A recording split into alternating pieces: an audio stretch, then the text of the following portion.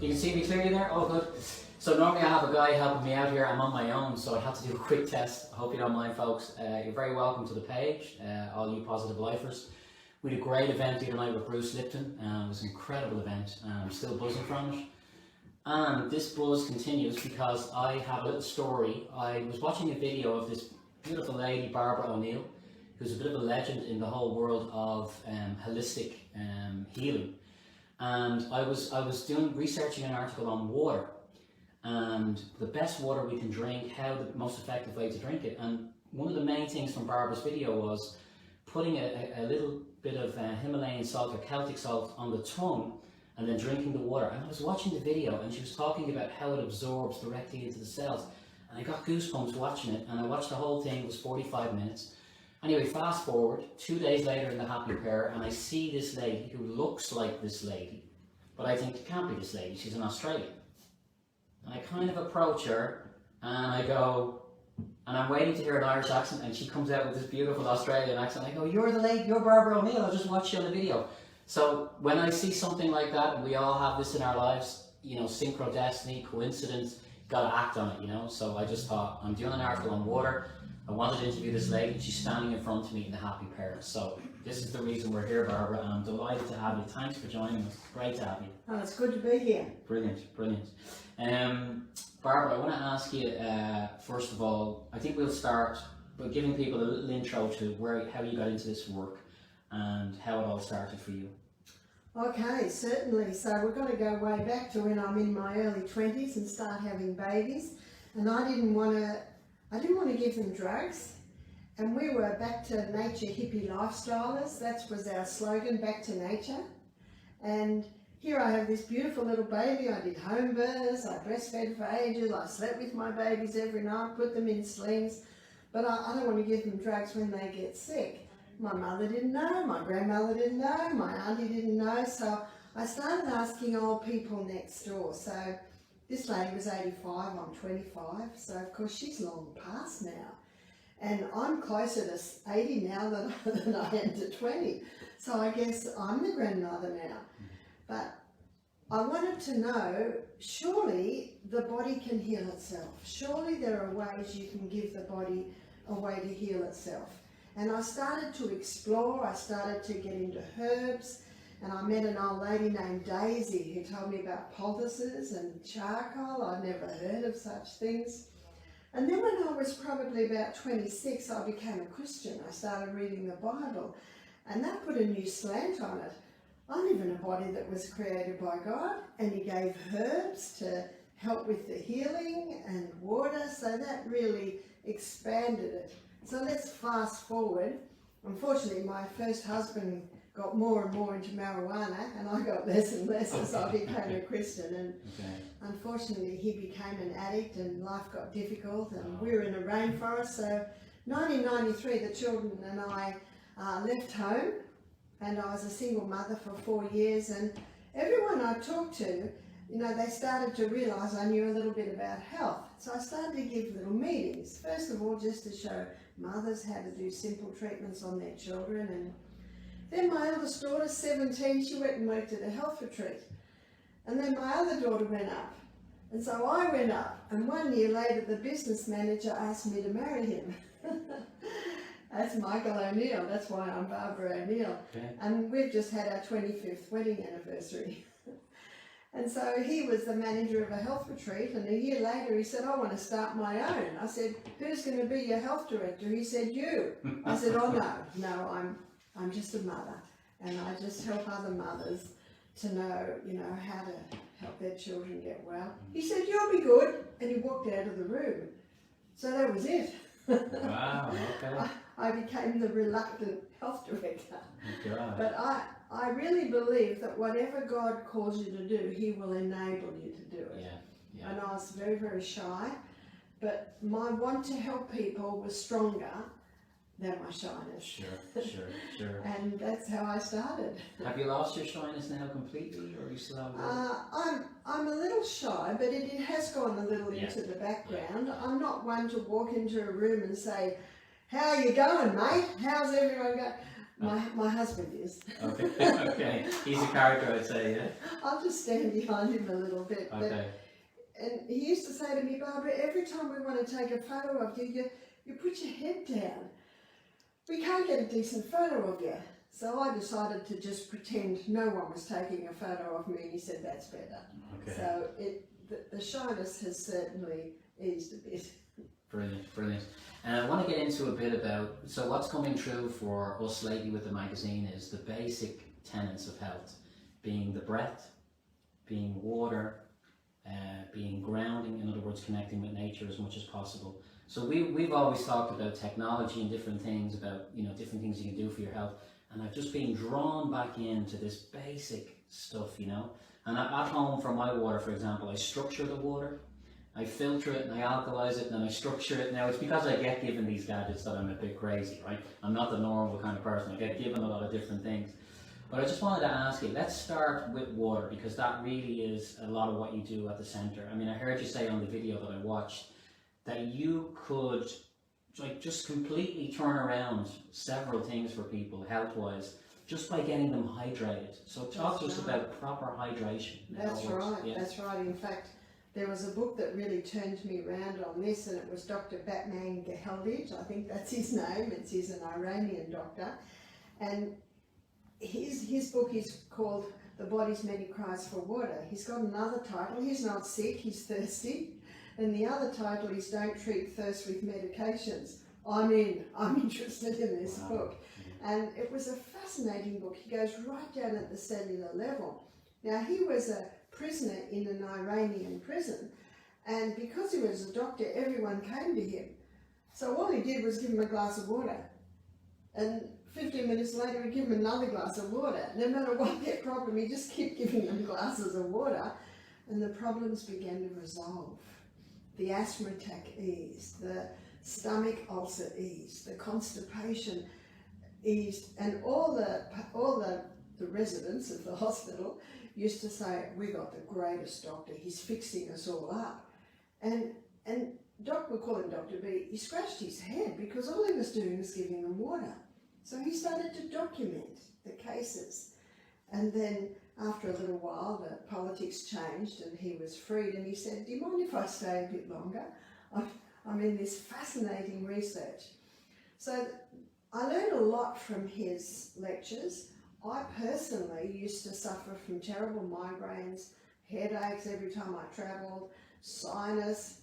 I used to drink 2 glasses of water a day. And what used to put me off was I just couldn't come at drinking a whole glass of water. And as I started to read books like this, I thought, I've got to drink more water. And then I realised, you know, I don't have to drink a whole glass. I can drink a few mouthfuls, and I can drink another few mouthfuls. And little by little, I started to drink more water. Well, the good news is it didn't happen overnight, but I don't get headaches anymore, just as well. I travel a lot. I don't get migraines anymore. I don't have these sinuses problems anymore. So my personal testimony was, wow, what a difference water made to my life. Now, please understand that I've had 6 babies, and I was pregnant or breastfeeding non-stop for 14 years.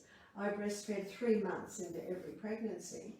So there was a demand on my body for more liquid than usual, and I drank 2 glasses of water a day. And as I say to people, do you know, we've got no reserve tank on the back. The only water that goes in is the water we put in. And so then the question is, well, what about my tea? What about my coffee? Well, we had a pathologist do our program. He said, we did studies on coffee, and you need 5 glasses of water to make up for the dehydrating agents in a cup of coffee. Now, I thought that was a bit much. I thought, wow, that's extreme. And the other analogy I use is, how clean would your body if you washed it in a cup of coffee? How clean would it be if you washed it in a cup of tea, a glass of juice? And of course the analogy is, no, not very clean. So it's water and water alone. And so as I began to read books like this, and at our health retreat we had the perfect situation where we've got people coming in. And a few years ago I used to do the live blood analysis. You take a prick of blood, comes up on the screen, people look at their blood. and I'd see the blood cells clumping, so I presumed I'd spoiled the slide. It's very easy to spoil the slide. And on one lady, 5 blood slides later, it's still clumping, and I said, look, how much water have you had today? She said, I haven't drunk any water. I said, what have you had today? She said, a cup of tea and a banana, and I knew she was quite proud of her breakfast because it wasn't Coca-Cola and a croissant. Yeah. And I said, well, when you wake up in the morning, it's the most dehydrated time of the whole day. And then you've had a cup of tea, it's got caffeine and tannin, both dehydrating agents, and fluoride, I don't know whether you realise that, another dehydrating agent. And if you put a teaspoon of sugar in there, there's 4 dehydrating agents. So you drink the cup of tea, you're actually more dehydrated than before you had the cup of tea. Okay. What about a banana? Isn't a banana fluid? Well, it is. But you know that it takes a lot of fluid to make your digestive juices. In fact, we need to drink 2 glasses of water yesterday to make up enough hydrochloric acid for breakfast today. And another 2 glasses of water yesterday to make up enough hydrochloric acid for lunch today. And if you eat 3 meals a day, that's 6 glasses of water yesterday for my digestion today. So this also explains why people get constipated, because there's not enough fluid in their body to make the stool soft so they can pass with ease. And so when Dr. B says one of the body's many cries for water, he goes into all the different body parts, and I found it fascinating. I'm going to read that book. That sounds amazing. Yeah. Can you tell people, Barbara, the ideal way then, the best water they can drink, and the ideal way to drink it, and the time of day as well? Because it sounds like in the morning you should get a good bit into you, yeah? Yeah, that's a good question, because there's a time to drink water and there's a time not to. And a lot of people don't realise that. So when should we drink water? And by the way, thirst only comes with almost a crisis of dehydration. So being thirsty is not a good sign. That's almost a crisis sign. So just to know that when you wake up in the morning, it's the most dehydrating time. And you mentioned earlier that little bit of salt. Brilliant. Now, seawater contains 92 minerals, and of those 92 minerals, 30% is sodium, 50% is chloride. So they're the first crystals formed. So man, in his haste, he scoops up the 2 crystals, bleaches it white, puts aluminium with it, ta-da, there's table salt. Yeah. So the doctor is right, that is a dangerous salt, especially for blood pressure, because it causes a intra and extracellular imbalance, causing pressure. There's your high blood pressure.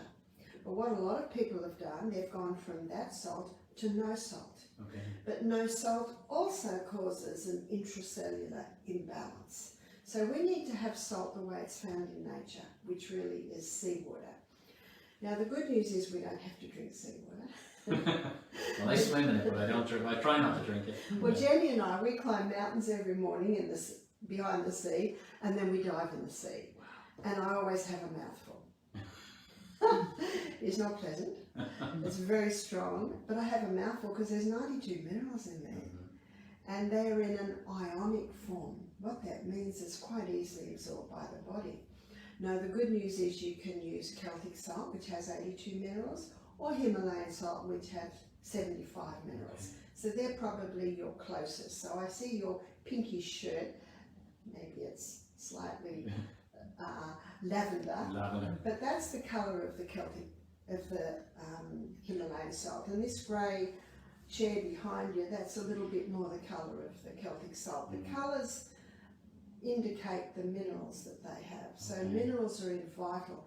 Now I'll talk of the Celtic salt because it has 82 minerals, and it has 3 magnesiums. Magnesium is a water-hungry molecule, and that's why the Celtic salt is such a wet salt.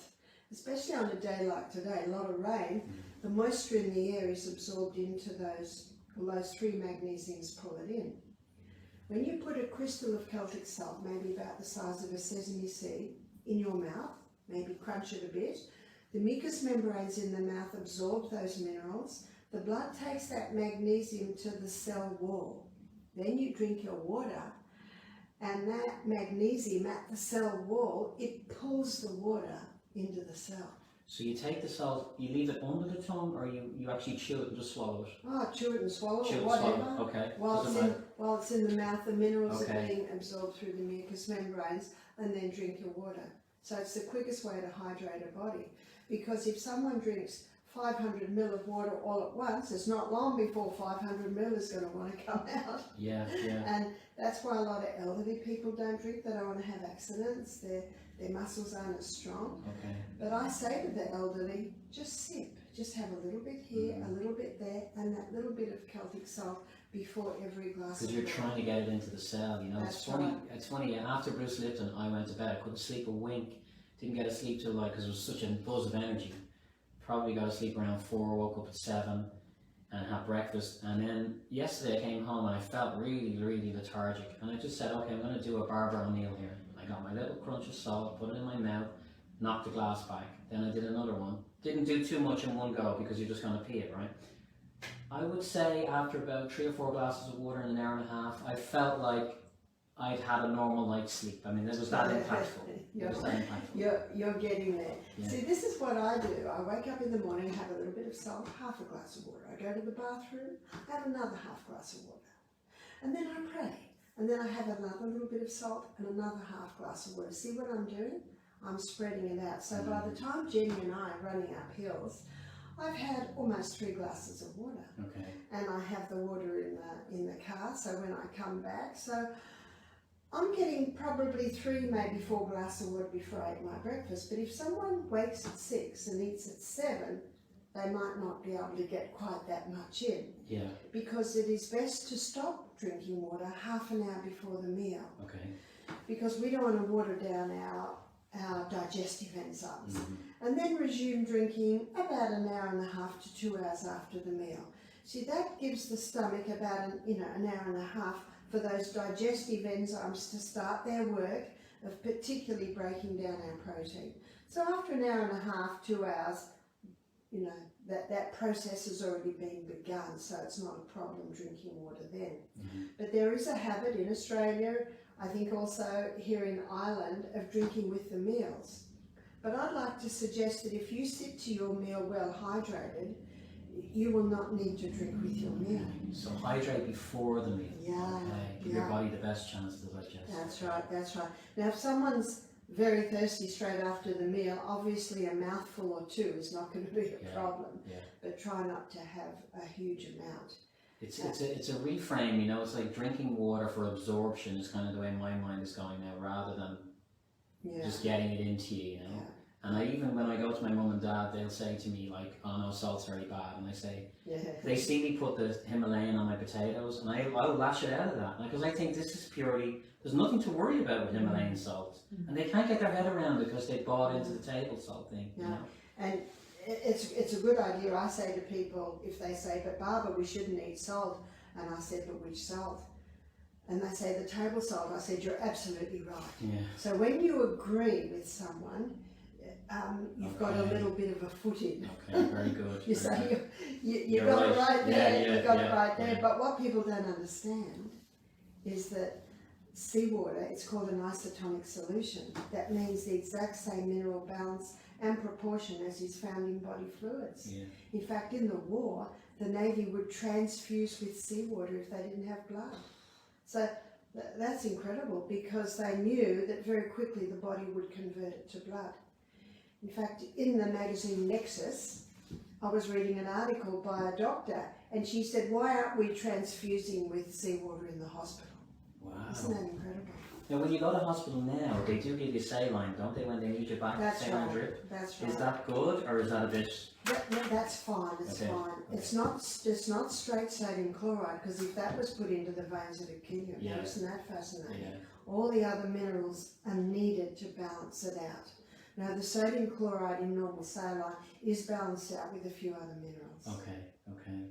So, Barbara, I want to ask you the place that you run in Australia. Okay, the name of the place, and also what you've seen over the years in terms of health that's blown your mind. So, give us some other kind of, I suppose, your top tips because we don't have a huge amount of time on live here. But your top tips that you give people to really, if they need to turn their health around, or they're already kind of doing well and they want to enhance their health. With your wealth of experience, Give us your few top tips that you have. Well, our health retreat is called Misty Mountain Health Retreat, and it's in a beautiful place in Australia, right in the middle. We're 7 hours from Sydney, 7 hours from Brisbane, and we're just into the foothills of the Great Dividing Range, if you know your geography. And people come there for 1 week to learn health, and our staff give lectures on health. And the acronym New Start, in fact it's not my acronym, but I use it because I think that it helps you to remember, and that's the basic principles we use for health. So no matter what the health problem is, diabetes, cancer, heart disease, panic attacks, depression, you know, that. So I've gone in a huge range in there. This will help. In fact, this is where we start.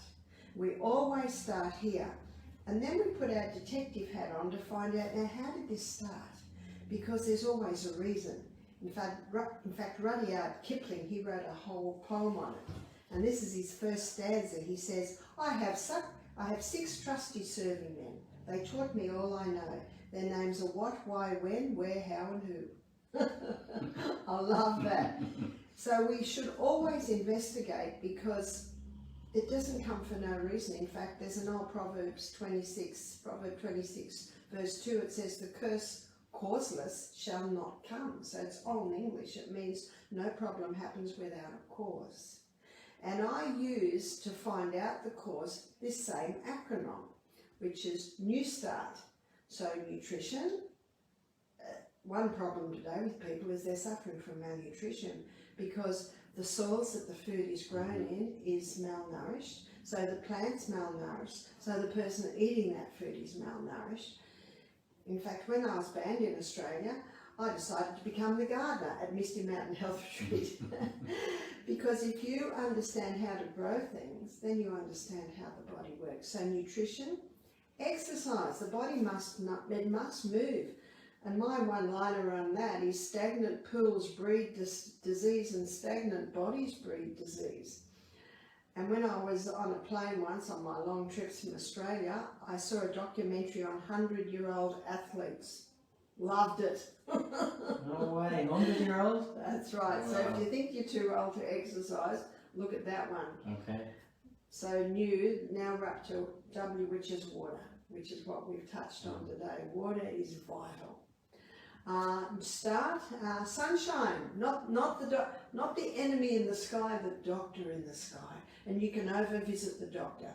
So we too, with milky skin, I was told that recently, I had milky skin, we have to be cautious on visiting the sun. So when I'm in a resort, Michael and I do have holiday occasionally, I don't put on sunscreen, I take my trusty clock.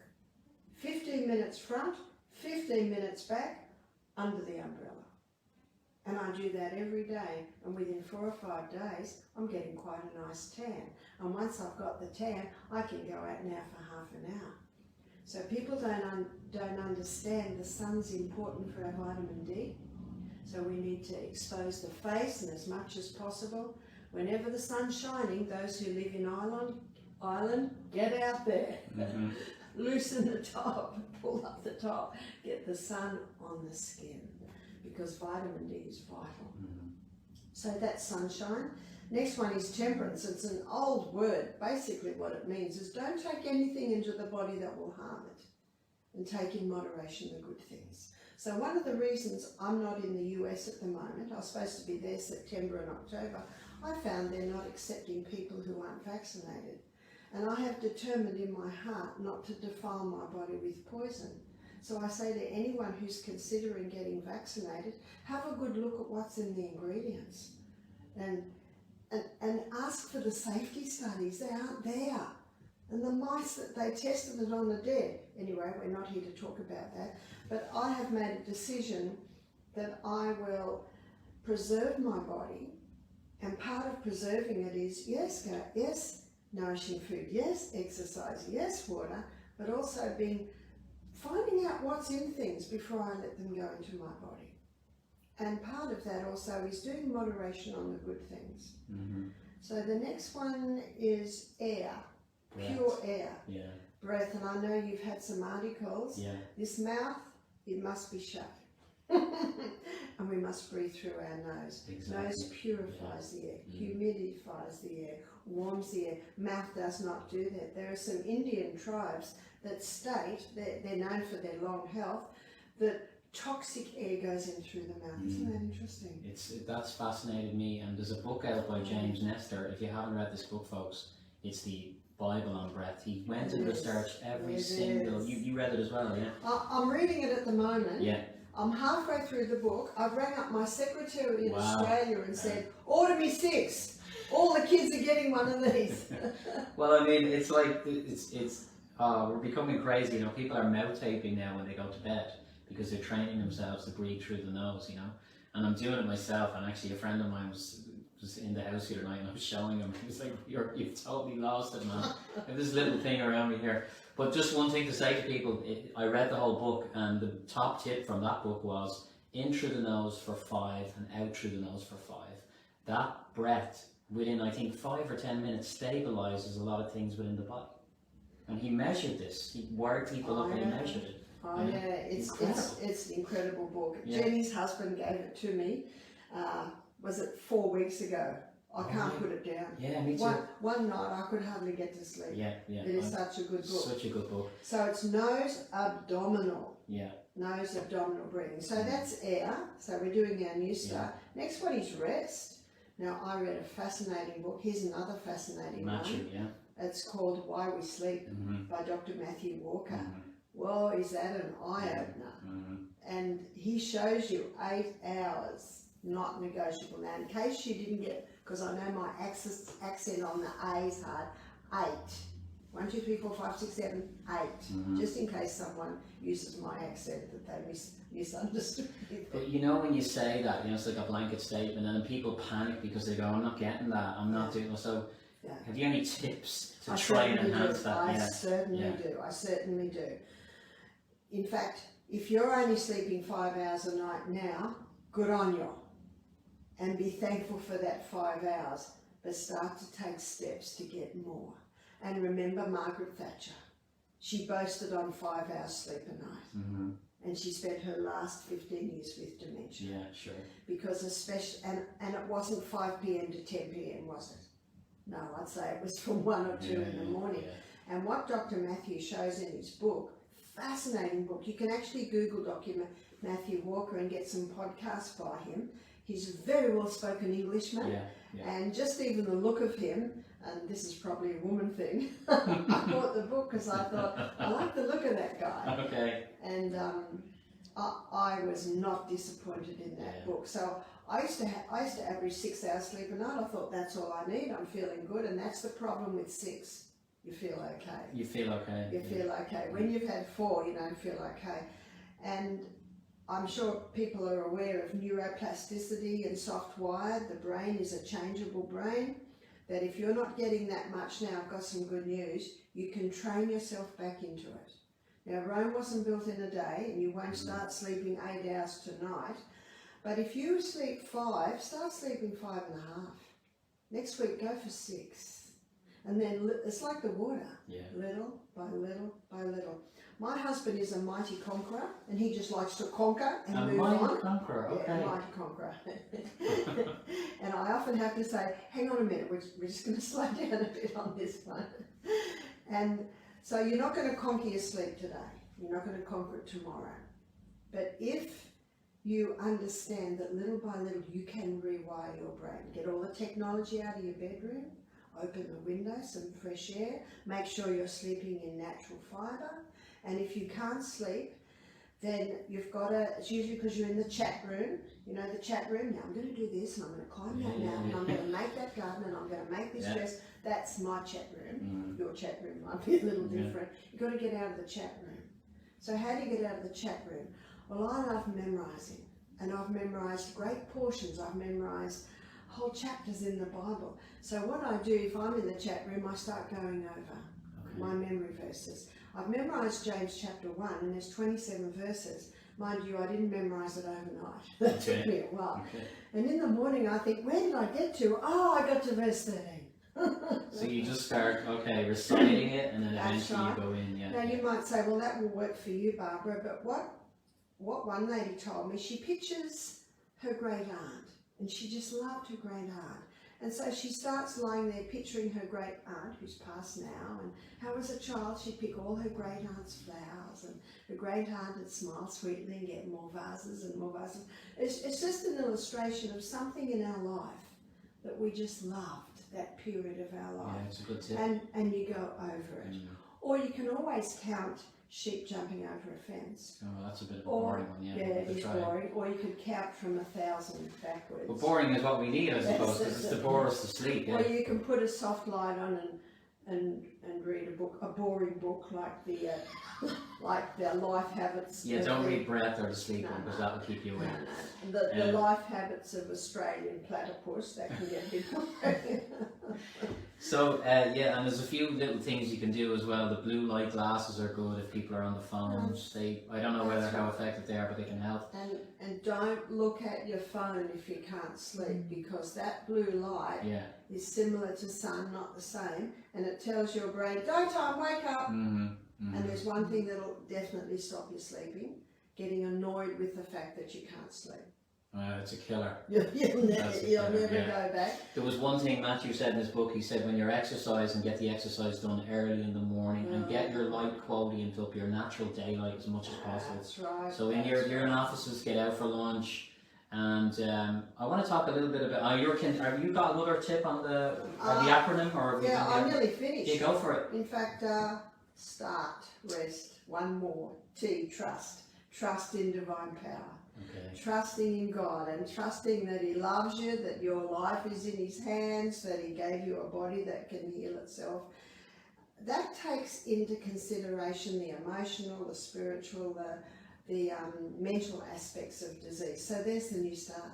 Beautiful, beautiful. So some great tips there, and I want to. The one I got a buzz out of lately was the whole earthing thing. Do you guys? I mean, just connecting with nature. Yeah.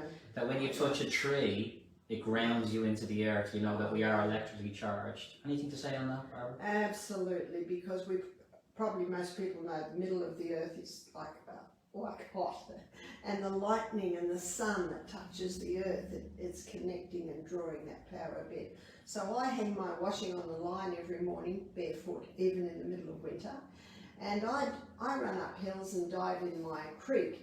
Now, I don't think you've got a word for creek. I think you call it a river. Apparently your stream is a little bit little, but my creek is bigger than a stream, but I don't think as big as a river. But anyway, so on my way back from my run, because I wear my barefoot runners, and so I'm always toe striking. So on my way back, I go barefoot to get my earthing in. Now, there are some parks around here that have got dog droppings in them that I don't think I'd want to go barefoot. So it's important to if you go barefoot, make sure it's in clean grass that doesn't have animals' droppings on it. And the earthing is important. It does ground you, especially because we are such a technological age, and it's because of technology that we can do this.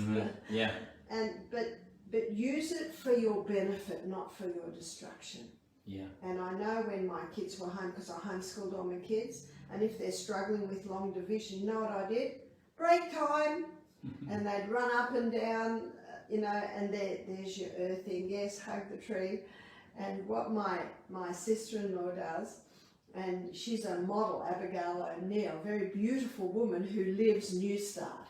And she's nearly 50 and they think she's 30. Wow. But she's got, of course, got my last name, but she gets the ferns and brushes her fingers over the ferns and breathes in deeply, just from the touch of the ferns in the bush. That's beautiful. So you're right, touch a tree, touch the flower. What I love to do is the roses, when they have a lot of water on them from the rain, I suck the water. Oh, beautiful. There's your rose juice. Oh my God. So it's just so the feeling I'm getting is, there's a Celtic wisdom in this country that we have. The Irish, you go back 100 years and everybody was given poultices and everybody was given herbs, and I did want you to talk a little bit on herbs, because I remember interviewing a lady once who was very, very kind of wise, and she said to me, the most nourishing food on your planet is herbs. That's And right. we don't get enough of them into our food, you know, I feel. So anything on herbs, have you seen amazing power with herbs over the years? Absolutely, Yeah. absolutely. So I'd like to tell you why, because I'm a why person. I want to know why. So the dark green leafy herbs, vegetables are incredibly high in minerals. Now, Dr. Robert Thompson, in his book, The Calcium Line, another excellent book, he believes the clearest indicator of a creator God is seawater because of these minerals, these isotonic solutions. So you're getting your minerals in your little bit of Celtic salt, but also your dark green leafy vegetables. And you do not lose it when you cook it, only if you throw the water away. And 40 years ago, we didn't know what kale was. We didn't know what rocket was. So there's a whole lot more greens that have been introduced to our diet, our vocabulary. And so I say to people, even if you don't have a garden, have pots. Even if you're in an apartment, have pots of Italian parsley, of rocket, of kale, of basil, or in America they call it basil, but we call it basil, and coriander. And did you know that coriander is a metal chelator? So it can actually help to get the metals out of your body. So because of the high mineral content, and because different herbs have different properties. Now, herbs are green because of chlorophyll. And chlorophyll is plant blood. And did you know that plant blood and human blood are very similar? And I draw this on the board. So let's have a look at a whole lot of circles, and that is human blood, and the middle molecule is iron. Now let's go and have a look at plant blood, all of these little circles again, and it looks identical to human blood, but the middle molecule is magnesium. So plant blood is very similar to human blood. So when you take the dark green leafy vegetables, and please have a lot of them raw, and maybe some of them cooked, like in your spinaches, your silver bills, you're taking something into your body that's incredibly high in minerals. And did you know that our bones aren't made of calcium? They're made of minerals. And they're made of the same mineral balance as is found in those dark green leafies, as is found in the seawater. And how nice it is to have some steamed spinach with a little organic olive oil and Celtic salt on top. That brings out the flavour. But imagine the minerals. And you know, Hippocrates said, let food be your medicine, and medicine be your food. And I'd like to give you a quote out of the Bible. It's found in Psalm 104 verse 14. It says that God gave herbs for the service of man. And I love that wording. That means the herbs are for our service. They come into your body and say, where would you like me? What would you like me to do? And if it's the hawthorn berry, it goes straight to the heart. Yeah. If it is the celery, it goes to the kidney. So, and medicine calls it synergism, which is basically working, the herbs work with the needs of your body. And if it's gochicola, and if it's ginkgo biloba, the brain. So you see, different herbs have different properties that work with different parts of our body. Sure. Brilliant. And just the thing about herbs as well, I was a chef on recently, and I saw him, and he chopped up all the different herbs that Barbara mentioned, and he just put them in a jar in his fridge. So every time he had a meal or a soup, he just took a sprinkle. It's a very handy way of getting them into you, you know, because it's good to have a bit of prep. And flavour. And I love what Jamie Oliver has done to people's cooking. He's good. He gets his hands in it. Yeah. And so people say, oh, do you use flavour things? Things like soy sauce, things like brewer's yeast. I said, I don't use any of that. I use none of that. So what do? I said, I have organic fresh food. I have the best quality olive oil. I have the best quality Celtic salt and fresh herbs. Is it okay, a little bit of butter? Yeah. Okay. Because organic butter is much better than any margarine you'll ever buy. Okay. So you see what I'm saying to you? Yeah. And so fresh. Yeah. So you won't find brewer's yeast, you won't find soy sauce, you won't find stock cubes in my kitchen. Okay. And food-wise, are you okay with a little bit of meat, a little bit of fish, or do you go veggie? What's your story there? I'm a plant-based, Okay. but I say to people, you are far better to have a little bit of organic meat, Yeah. than to have refined sugar, than to have the refined carbohydrates. But personally, I choose a plant-based diet. Sure, okay. But if you're going to go plant-based, you've got to replace the meat. Yeah. I have legumes every day. You can talk to Jenny. I've been showing her wonderful things to do with legumes. So You mean lentils and that kind of yeah, thing? yesterday it was red lentils. The day before it was chickpeas. The day before it was kidney beans. The day before it was brown lentils. So many. So my first cookbook was an Indian vegetarian cookbook. They're the go-to, you know. And actually, the Happy Pear is where we met. Are you going there for your lunch today? Absolutely. Might as well give the lads a plug, you know. So if you're watching this, fellas, Barbara's a big fan of your food, I think. Yeah, what do you have there for lunch? We've actually gone out of our way. We're going to Tipperary. I know, yeah. Happy Pear's It's a long way to Tipperary, by the way. So what are you going to have? We know that song. So we've actually come out of our way to have lunch at the Happy Pear. Cool.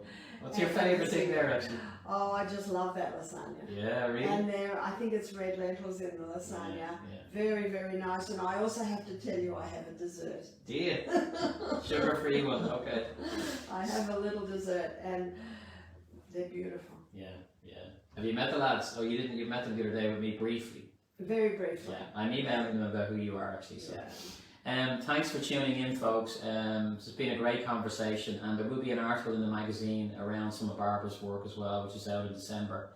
And so I'm looking forward to that. Before we go, Barbara, anything you'd like to say to people before we finish, and leave them with a parting message? I would. I trust you've been inspired to look again at your body. An amazing piece of machinery, the most amazing machinery on the planet. And it will do you well if you give it the right conditions. I used to say, look after your body, because if you wreck your car, you can get a new car. You can't get a new body, you actually can. You can get a new body. If today you begin implementing that New Start acronym, little by little, your body's going to respond. And little by little, you'll be starting to live in a body that works, and that is so nice. Now, when you're 20, it works. When you're 30, it works. But there are a lot now that their body's not working in their 40s, 50s, 60s. And I meet people today and I think they're 80. And then they tell me their age and they're younger than me. Wow. What age are you, Barbara? I've just gone into my 70th year. Good one. Fantastic. Well done. And I can't wait to hit my 70s. You can't wait? Okay. I can't wait. Because life should be good. Life should be good every single day of our lives. And if your life is not good, if you're living in a body that is breaking up, start with a new start. And little by little, it will respond. Yeah. And if people want to find out more about you, what's the best website? They can probably go to Misty Mountain website, which is www.mmh, short for Misty Mountain Health.com.au. Don't forget the AU. Brilliant. And look out for the husband. He sounds like quite a character, this guy. And before we go, I just want to mention as well, briefly, the importance of touch, human touch, and love and community. You know, I think these are really important as well. It is. It's absolutely right. So I have to tell you about a lady who was having a asthma attack. And it was at a Welsh conference. They said, Barbara, quickly. And she's lying there, she's hardly breathing. Do you know what the first thing I did? I touched her. That's the first thing I did. I touched her and I started to squeeze her. I touched her like this. I touched her. I hope this is all right. Yeah. I touched her and I could feel her immediately start to lessen. And I started to get her to breathe through her nose and close her mouth, and I had a soft, gentle voice. You're right, you're right, you're right. And it's just beautiful to be touched there. And then I had a doTERRA peppermint beadlet, and I asked her permission to put it on her tongue. And I said, she nodded, and I said in about 10 seconds it's going to burst and you're going to get a blast of peppermint oil. Meantime, I'm still touching her. I've got my voice that's soft, and we could see it blast because she went and it was over. Jenny, would that have been 2 minutes? Jenny was there. No one could believe it. Wow. No one could believe it. And I said, what do you usually do? And she got in her pocket and it was drugs, it was steroids. So I googled quickly and I told her the side effects. She said, I've got all of that. So that's what I'd like to leave you with. That's a great one. Thank you for that. So human touch, so important. And actually with Bruce Lipton the other night, he said they're not side effects, they're direct effects. Like what's it mean on the side? Like a sauce on the side, and cracked everybody up. So I'm delighted to have Barbara here today. It's been a beautiful conversation. Please share this video with your friends or tag people and let people know about it. And thanks for tuning in, folks. I have to go around and be my own cameraman, so I'll let Barbara say goodbye to you as well. Thank you, Barbara. Thank you. And you probably know in Australia we say g'day. Good day, mate. When we say